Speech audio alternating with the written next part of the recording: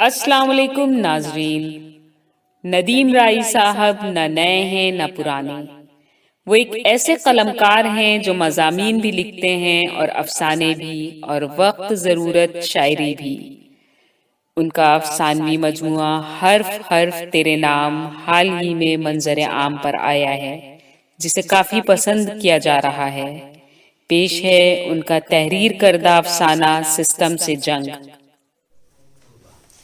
ناظرین اور بعض سامعین، آپ کے روبرو ہیں جناب ندیم رائی صاحب۔ ان کا تعلق ہے اس شہر سے جہاں جگر پیدا ہوئے، اور وہ جگر جنہوں نے غزل، جن کو آبرو کہا گیا، یعنی انہوں نے کہا کہ سب کو مارا جگر کے شعروں نے اور جگر کو شراب نے مارا۔ یہ شعر اگر ہم میں سے کوئی کہتا تو اس کی کوئی مقبولیت یا محدودیت نہ ہوتی، لیکن یہ پریکٹیکل شعر ہے۔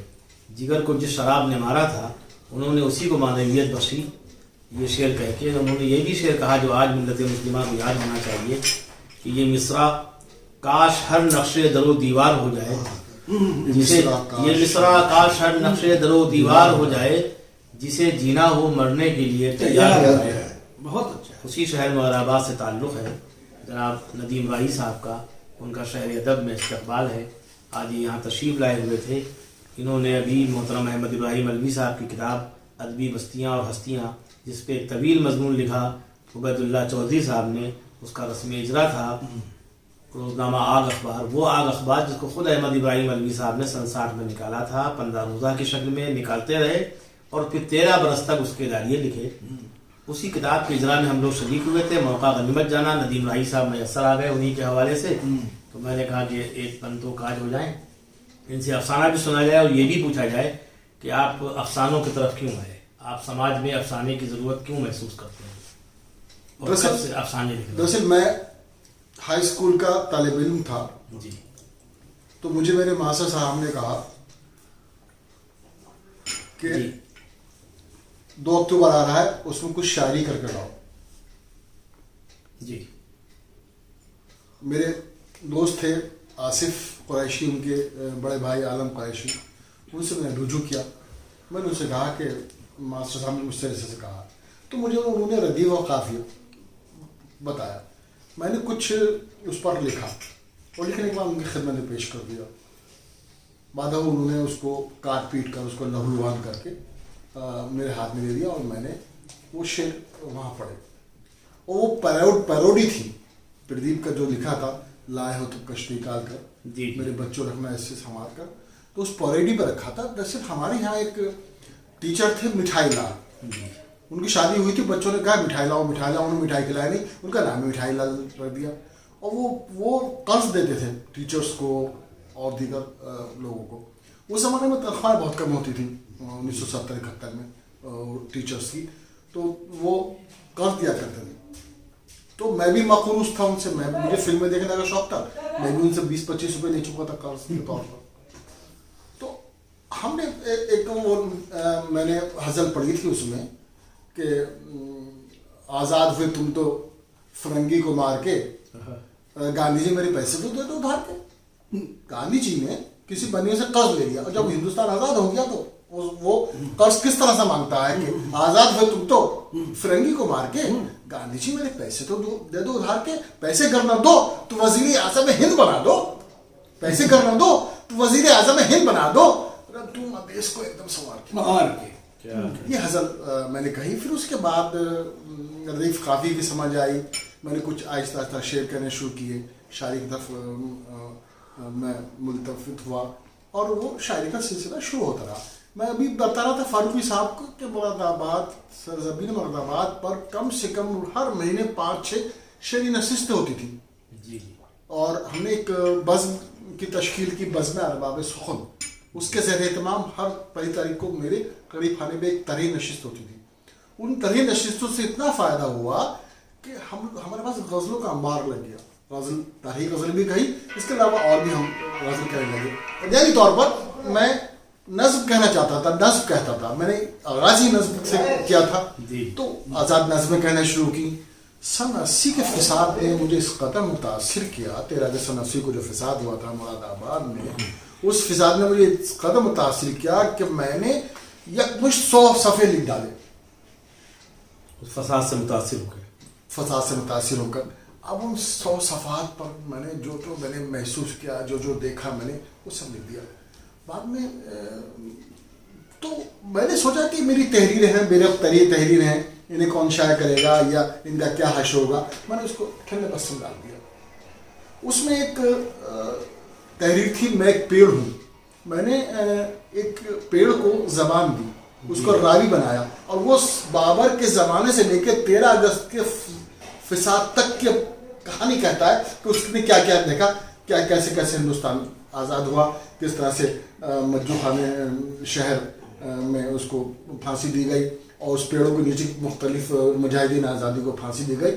اس تعلق سے میں پیڑ ہوں, میں نے افسانات لکھا تھا.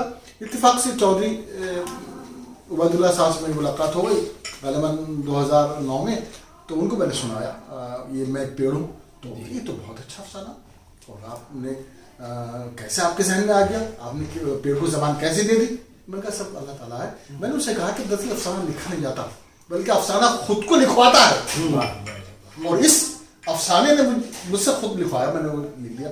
تو آپ نے کہا کہ بھائی آپ کتاب ترتیب دیجیے. بہرحال میں نے آپ کا پہلا افسانہ تھا. پہلا افسانہ میں نے پھر افسانے اٹھائے, سب دیکھے, فائلیں چیک کری, اور اس کے بعد میں نے پچھلے افسانے کچھ نئے افسانے کہے, اور ایک مجموعہ کلام ایسی بھی ایک عید وجود میں آیا جو 2020 میں شائع ہو کر منظر عام پر آیا. اس کے بعد یہ آپ کی کون سی کتاب ہے؟ اس کے بعد دوسرا افسانی مجموعہ یہ حرف حرف تیرے نام ہے, جس کا اجرا انشاءاللہ بہت جلد کرنے جا رہا ہوں. اور اسی حرف حرف تیرے نام کا ایک افسانہ میں آپ کی خدمت میں پیش کر رہا ہوں. عطا فرمائے. ناظرین, آپ کے روبرو ہیں ندیم رائی صاحب, بہت اچھے افسانہ نگار ہیں. کم وقت میں انہوں نے سفر طے کیا, لیکن اتنے افسانے لکھ دیے کہ لوگ پوری عمر میں ایک مجموعہ چھوڑتے ہیں, اور ان کا یہ دوسرا مجموعہ ہے. سسٹم سے جنگ اس افسانے کا عنوان ہے. وہ بہت خوبصورت, خوبرو اور بارڈر نواز زیب تن کیے 28 سالہ لڑکی تھی. کھلے چاک کا لانگ جمپر جس کے نیچے جینس پہنے وہ غضب کی لگ رہی تھی.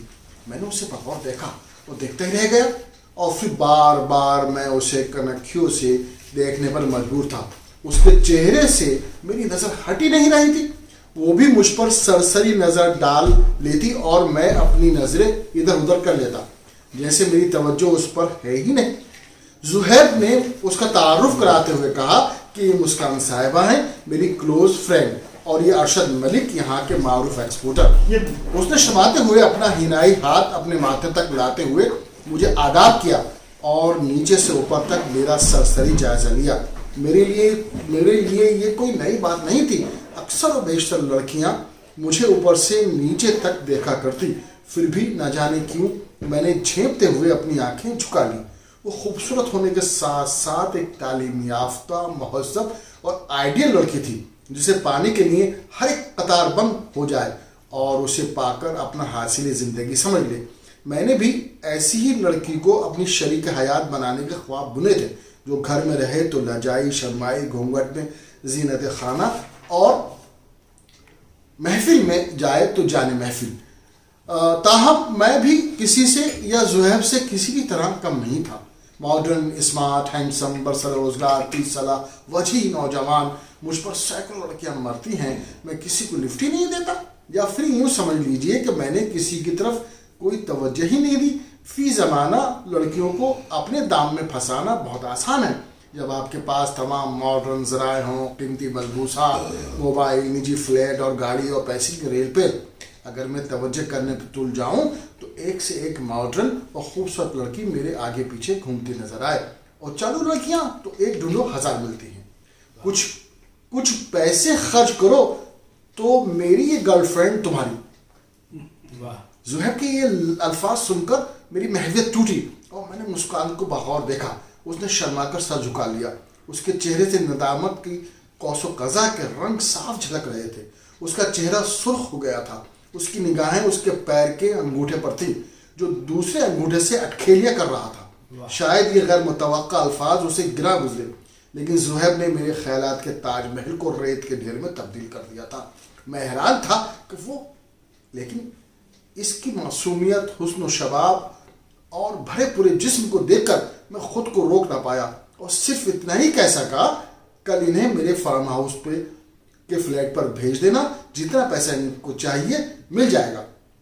زحیف نے صفائی پیش کرتے ہوئے کہا کہ یہ لڑکی پیشور نہیں ہے, بلکہ ان کی کچھ مجبوریاں ہیں, اور ان کی مجبوریوں کے سلسلے کا میں پہلا شخص ہوں, اور میرے پاس نہ ان کی ضرورت بھر پیسہ ہے اور نہ ہی دیگر وسائل.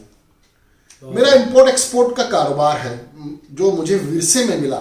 گو میرے والد محترم ایک متوسط گھرانے کے سے تھے. ذمہ داریوں نے ان سے ان کی تعلیم چھین لی. دن رات کی محنت سے پہلے کارخانہ قائم کیا اور پھر اپنے تیار کردہ پروڈکٹس کا ایکسپورٹ شروع کیا. لکھنے پڑھنے اور ایکسپورٹ ڈاکومنٹس و بینکنگ کے لیے تعلیم یافتہ ملازمین سے کام لیا, اور مینوفیکچرنگ سے لے کر ایکسپورٹ پیکنگ تک کے نشو و فراز والد محترم نے سر کیے. ہم بہن بھائی بچپن سے ہی انگلش کانوینٹ کے اسٹوڈنٹ رہے. میں نے گریجویشن کیا, انگلش ٹائپ کمپیوٹر وغیرہ سیکھی اور ڈاکومنٹس و بینکنگ کا سارا کام سنبھال لیا. ساتھ ہی دوران تعلیم مینوفیکچرنگ اور پروڈکشن کی مہارت حاصل کر لی تھی. اب ان سب ذمہ داریوں کے پیش نظر اتنا وقت ہی نہیں ملتا کہ اس طرح کے عشق وشق یا پھر عیاشی جیسے فالتو کام کیے جائیں. لیکن ماحول, صحبت اور فطرت انسانی نے مجھے بہکا دیا تھا. مسکان ٹھیک صبح 8 بجے میرے فلیٹ پر آ گئی تھی. چیل سی آنکھیں, شہابی رنگ, گلاب کی پکھڑیوں جیسے ہونٹ, گول مٹول چہرہ, درمیانہ قد, گداس بھرا پورا سینہ جو ٹاپ سے نکلنے کے لیے بے تاب نظر آ رہا تھا. جینس کی بیلٹ کے اوپر کھلی نابھی میرے ہوش اڑا رہی تھی. میں نے معلوم کیا کہ اسے یہاں پہنچنے میں کسی طرح کی پریشانی نہیں ہوئی. اس نے نفی میں سر ہلایا. میں نے فریج سے پانی نکال کر اس کے روبرو رکھ دیا. بادہ کولڈ ڈرنک اور 50,000 روپے کے نوٹوں کی ایک گڈی اسے دیتے ہوئے میں نے کہا کہ یہ تمہاری مجبوری. یہ میری لمحات تھے جسے میں نے پیسے دے کر حاصل کیے تھے. میں نے تو اس کا نہ پتہ معلوم کیا تھا, نہ ہی دوبارہ ملاقات کے بارے میں کوئی گفتگو. شاید وہ بھی یہی چاہتی تھی کہ یہ پہلی اور آخری ملاقات ہو. تاہم زحیف کا دیا وہاں اس کا موبائل نمبر میرے موبائل کی فون ڈائری میں ضرور درج تھا. وہ مجھے سیراب کر کے تقریباً 2 بجے دن واپس چلے گئے. ہم 2 بھائی اور 2 بہنیں ہیں. بہنوں کی تو شادی کر دی گئی. چھوٹا بھائی نیو یارک میں فرم کا دفتر کھولے امپورٹ ایکسپورٹ کی کارگزاریوں میں مصروف ہے, اور میں یہاں ایکسپورٹ سے منسلک تمام نشو و فراز سے آہنگ ہوں. میرے والدین نے میرا رشتہ طے کر دیا ہے. ہمارا گھر, فرم اور کاروبار شہر میں ٹاپ پر نہ تھا تو کسی سے کم بھی نہ تھا, لیکن میرے والدین نے میرے لیے لڑکی میڈیم گھرانے سے چنی. میرے والدین میری شادی پر اپنے سارے امان نکال لینا چاہتے تھے. اس سلسلے میں کسی طرح کا کوئی سمجھوتا کرنے کو تیار نہیں تھے وہ, اور سسٹم کے مطابق لڑکی والوں سے بھی توقع رکھتے تھے کہ وہ ان کی نشان انتظامات کریں, ان کی بارادیوں کی تواضع اور دان دہیز ان کی شان کے مطابق ہو. آج میری شادی تھی. رسم صحرا نوابی انداز میں ادا کیا جا رہا تھا. دونوں بہنیں اور بہنوئی راجا رانی بنے ہوئے تھے. دونوں بہنوں کو صحرا بندھائی کی رسم میں تحفتاً سونے کی کنگن و قیمتی کپڑے و بہنوئیوں کو رسم گھوڑا چڑھائی میں سینٹروں گاڑیاں دی گئی تھی. علاوہ ازیں رشتہ داروں پر تحفوں کی بوچھار کی جا رہی تھی. ایک سرکاری ملازم نے بارات کا بہترین استقبال کیا ہوگا. کون سی ایسی شے نہ تھی جو براتیوں کی خاطر مدارت سے مبرہ ہو, اور پھر جہیز بھی مقدور بھر ماسیوا 4 پہیوں کی گاڑی کے. سونا چاندی, فریج, موٹر سائیکل, اے سی, سہارنپوری فرنیچر, سبھی کچھ تو ہوگا جو فی زمانہ شادیوں میں رائج ہے اور ایک سسٹم کے تحت پیر پسارے ہے. بیٹیوں کا باپ تمام عمر کی جائز و ناجائز کمائی ہوئی دولت اس سسٹم کی بہن چڑھا دیتا ہے, اور ساتھ ہی خود کو قرضوں کے پہاڑ کے نیچے دبا لیتا ہے, اور باقی عمر اس قرض کو ادا کرتے کرتے گزر جاتی ہے. لیکن ایسا نہ ہو سکا تھا. والدین اور بارات کا استقبال و من چاہا جہیز, ان کے خواب و ارمان سب کے سب میرے ذریعے سسٹم کے خلاف جنگ چھیڑنے کی نظر ہو گئے تھے. وہ یہ کہ میں نے شادی کی ایک غریب خاندان کی لڑکی سے, صرف 5 افراد لے جا کر نکاح پڑھوا کر اور بنا جہیز کے اپنی دلہن کو اپنے گھر لے آیا, جسے مجبوراً میرے والدین کو بھی قبول کرنا پڑا. لیکن رسم صحرا و ولیمہ بڑی شان و شوکت کے ساتھ ادا کیا گیا. اور یہ آخری پہلا سماعت فرمائے کہ آج تقریبا ولیمہ شہر کے سب سے بڑے اے سی میرج ہال میں جاری و ساری تھا. دوست و احباب, رشتہ دار, دلہا دلہن کو منہ دکھائی میں تحفے वो अपनी दुआओं से नवाज रहे थे। दुल्हन सब्ज परी बनी, सब्ज जोड़े और रामपुरी जुड़वाओ सोने के गहनों से लदी आसमान से उतरी परी लग रही थी, जो लौंग कुर्सी पर अपने शोहरे नामदार के बराबर बैठी हुई थी, जिन पर न सिर्फ बहनें बहनोई, माँ बाप व दीगर रिश्तेदार वारी वारी थे, बल्कि मेहमानान भी इस शानदार जोड़ी की तारीफों के पुल बांधने में लगे थे। चार सू दुल्हन की मासूमियत और खूबसूरत का चर्चा था, वहीं दुल्हा की खूबरू हैंडसम वची नौजवान होने की सताइश भी थी। दुल्हा दुल्हन एक दूसरे पर सबक हासिल करने पर तुले थे, दोनों एक से बढ़कर एक थे। हर कोई अल्लाह तबारक व तआला के गुणगान कर रहा था कि उसने कैसी परफेक्ट जोड़ी बनाई है, ना कोई माशा भर कम, ना कोई माशा भर ज्यादा। यहाँ ये इसमें बामुसम्मा है कि जोड़ियाँ अल्लाह तबारक व तआला बनाता है और तभी बना देता है जब ये दोनों पैदा होते हैं। ज़ुहैब भी तकरीब वलीमा में आया हुआ था। वो मुख्तलिफ क़िस्म के ज़ायकेदार खानों, मशरूब से लुत्फ़ अंदोज़ व सैराब होकर दूल्हा दुल्हन के स्टेज की तरफ बढ़ा। हालांकि स्टेज की सारी कारगुजारियाँ मुख्तलिफ जगहों पर लगे स्क्रीन पर नजर आ रही थी। वो दूल्हा तो सीना ताने बैठा था, लेकिन दुल्हन शर्माई लजाई सर झुकाई थी, जिसका चेहरा साफ नजर नहीं आ रहा था। ज़ुहैब स्टेज के ठीक सामने पहुंचा तो उसकी हैरत की इंतहा नहीं रही कि दुल्हन की कुर्सी पर बैठी कोई और नहीं बल्कि उसकी गर्लफ्रेंड मुस्कान है। ऑनलाइन की जानिब से आपसे बस इतनी इल्तिजा है कि हमारे इस प्रोग्राम को लाइक, शेयर और सब्सक्राइब ज़रूर करें। साथ ही बेल आइकन दबाना ना भूलें, जिससे हमारी हर वीडियो आप तक अपलोड होने के साथ ही पहुंच सके। शुक्रिया।